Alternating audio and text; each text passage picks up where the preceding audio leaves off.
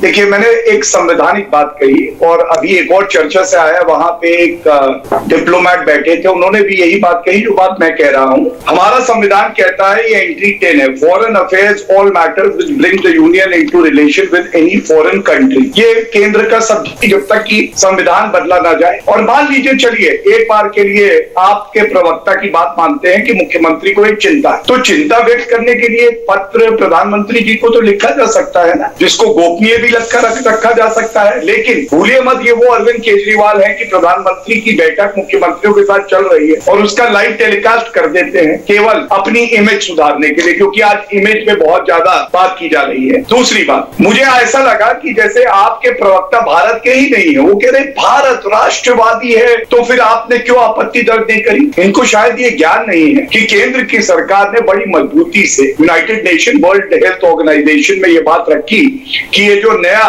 Strain है, इसको Indian strain ना कहा जाए, और इसीलिए हमारे लिए बड़ी उपलब्धि है कि इसको इंडियन स्ट्रेन नहीं कहा गया। अब अगर वर्ल्ड हेल्थ ऑर्गेनाइजेशन ने नहीं कहा, तो आपको क्या जरूरत पड़ी है कि किसी को इंडियन स्ट्रेन, जैसे कांग्रेस पार्टी बुला रही थी, और ये हमारे एक मित्र देश है, उनको उंगली कर रहे हैं कि नहीं ये गौरव भाटिया जी, मेरा अरविंद केजरीवाल जी मुख्यमंत्री हैं, अपने ट्विटर हैंडल से करते हैं। पहली बात, एक जिम्मेदारी का संवैधानिक पद है, एक पत्र लिख देते प्रधानमंत्री को। इन्होंने आम आदमी पार्टी के ट्विटर हैंडल से नहीं किया। और सौरभ जी, सबसे महत्वपूर्ण, विवियन बालाकृष्णन, ये फॉरेन मिनिस्टर है सिंगापुर, उन्होंने क्या टिप्पणी करी है मैं दर्शकों को बताना चाहूंगा। इसी को गैर जिम्मेदाराना बयान कहते हैं, जो अरविंद केजरीवाल ने ट्वीट के माध्यम से किया। तो ये कह रहे हैं सिंगापुर के foreign minister, politics stick to facts, there is no Singapore variant. अब आप बताइए, अगर आप एक ऐसे मित्र देश को जो आपकी मदद कर रहा है, और सौरभ जी सबसे अहम बात है, दिल्ली में ऑक्सीजन की किल्लत हुई क्योंकि निकम्मी